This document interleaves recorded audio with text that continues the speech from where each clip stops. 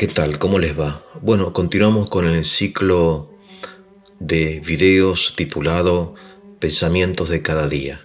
Quería agradecerles a los que se suscriben, comparten estos videos y colaboran con el canal mediante la opción de Mercado Libre llamada El Cafecito, que usamos para la difusión del canal en las redes.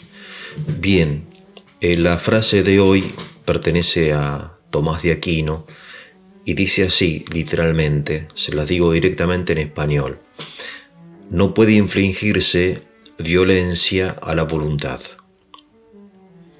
Y no podría preguntarse por qué, ya que vivimos en un mundo sumergido en la violencia.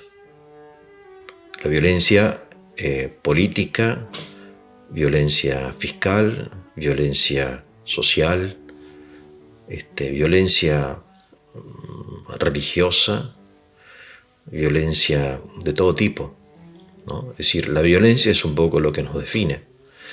Y si uno lo piensa, como lo han hecho los historiadores, descubre que el siglo XX, a pesar de que es la cumbre de la ilustración, es decir, del progreso científico, tecnológico y de la democracia, y sin embargo es el siglo más violento de la historia de la humanidad. La violencia crece y sigue creciendo, ¿no? Y sin embargo, dice Tomás, que la voluntad, que en definitiva es el hombre, ya que el hombre se define según aquello que ama, que desea, ¿no? Que son los actos de la voluntad, ¿no? El amar, el desear, el querer, el hacer, ¿no? Bien, ese santuario de la voluntad es inalcanzable, es inaccesible para cualquiera que no sea la propia voluntad. De modo que no se puede ejercer violencia sobre la voluntad. Infringir, dice el traductor, violencia a la voluntad. De modo que la voluntad y la violencia son términos que se excluyen mutuamente, ¿no? O es un círculo o es un cuadrado, pero no puede ser al mismo tiempo un círculo cuadrado. De modo semejante, o es un acto violento o es libre, voluntario, ¿no? Pero no se puede forzar a la voluntad a querer algo que ella no quiere. No se puede forzar a nadie a pensar algo que no quiere pensar, a creer en algo que no quiere creer.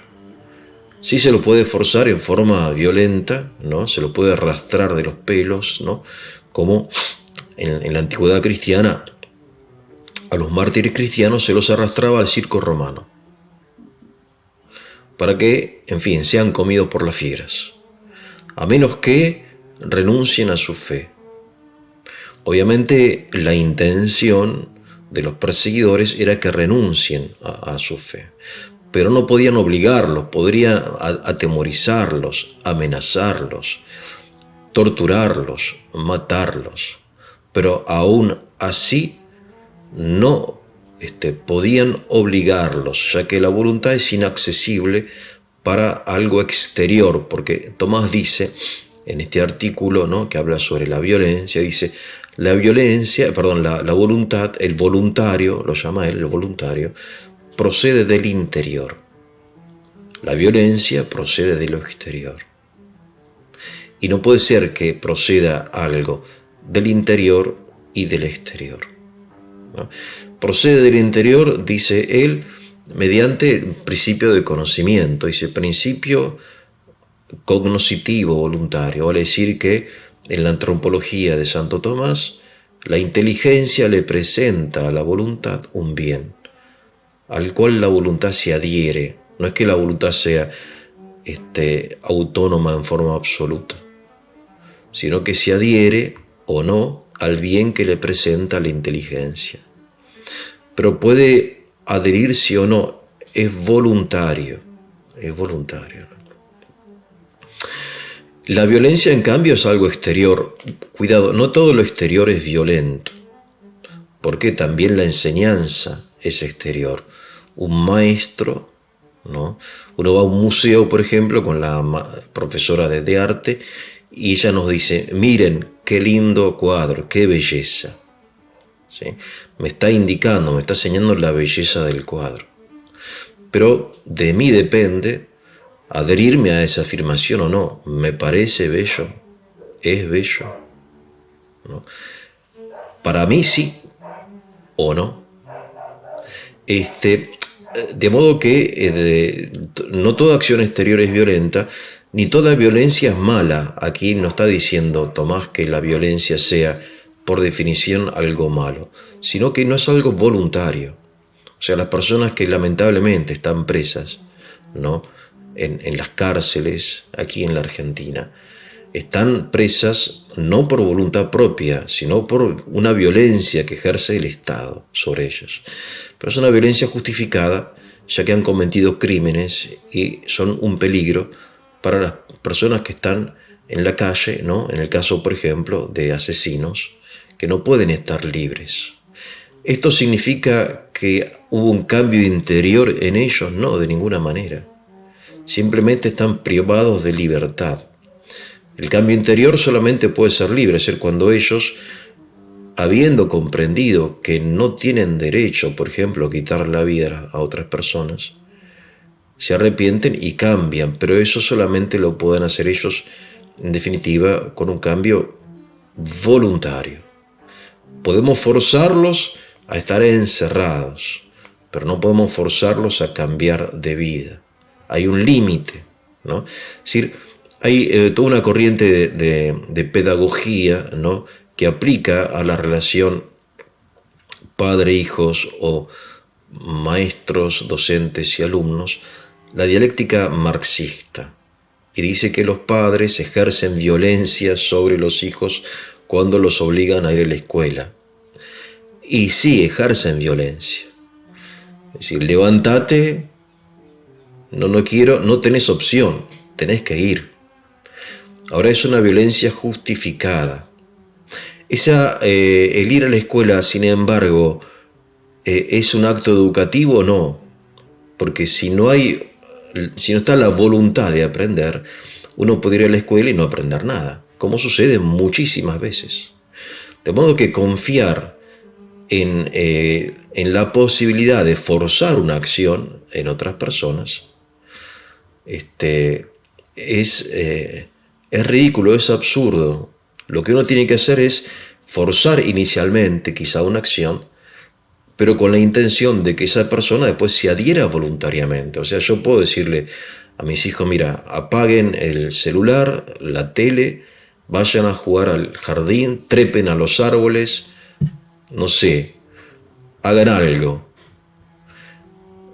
Los puedo forzar, pero solamente son ellos los que, descubriendo que es más entretenido treparse a los árboles que jugar videojuegos, solamente ellos pueden, en fin, lograr eso que se llama educación, ¿no? En definitiva, la educación es solamente educación para la libertad. El término de la educación y de estas cosas que forzamos a hacer, ¿no? a nuestros hijos, tienen como finalidad que se creen hábitos, de modo que los niños ya libremente quieran estudiar, jugar a la pelota, no sé, lavarse los dientes, etc., ¿no? O sea, la educación tiene como finalidad la libertad. Bien, Tomás de Aquino, no se puede infligir violencia a la voluntad, ¿no? Dicen que Galileo Galilei, cuando fue obligado a renunciar a su tesis heliocéntrica, ¿no? O sea que el Sol está en el centro del sistema solar, en favor del geocentrismo, que era un poco la teoría canonizada por la Iglesia, ¿no? Urbano VIII lo hizo arrestar, el Papa lo hizo arrestar, procesar y condenar, y lo obligaron a renunciar a esa teoría. Entonces él renunció. Y dice el mito, pero podría haberlo dicho, que Galileo murmuró, eppur si muove. Y sin embargo se mueve. O sea, pueden obligarme a renunciar y afirmar que la Tierra permanece inmóvil y sin embargo se mueve.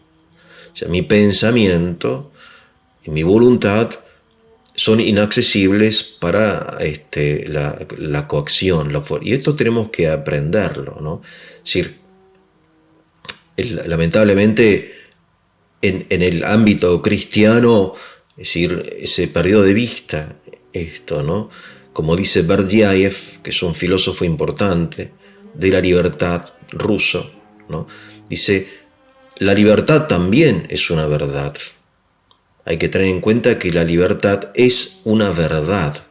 Y si nosotros ponemos como bien supremo la verdad, tenemos que reconocer que la libertad también es una verdad y tenerla en cuenta, ¿no? Y muchas veces quizá no la hemos tenido en cuenta. En caso extremo de aplicaciones, hay infinidad de estas que ustedes podrán sacar mucho mejor que yo. Caso extremo son estos casos tan curiosos, ¿no? Tan espectaculares de lo que se llama la posesión diabólica, ¿no? Los exorcistas que estudian estas cosas dicen que esta entidad maligna, que es la que posee al poseído, puede moverlo, puede obligarlo a hacer cosas, pero no puede poseer su voluntad, no puede obligarlo a amarlo. Puede poseerlo hasta tal punto de hacerle decir cosas que no quiere decir, mover la garganta, las cuerdas vocales, pero no puede obligarlo a amar, sino que aún en esa condición como de sometimiento que tiene el poseído, sigue siendo libre. Su voluntad es un santuario a la cual accede él y también Dios. Pero Dios, que la creó libre, respeta su libertad, no la fuerza, ¿no? Bueno, un poco esto es lo que me parece interesante comentar. Tema enorme, el tema de la violencia, y absolutamente actual. Quizá el más actual de nuestra época es el tema de la violencia, que también, quería decir, muy estudiado por un gran pensador cristiano francés de nuestra época, René Girard. Que tengan un muy buen día.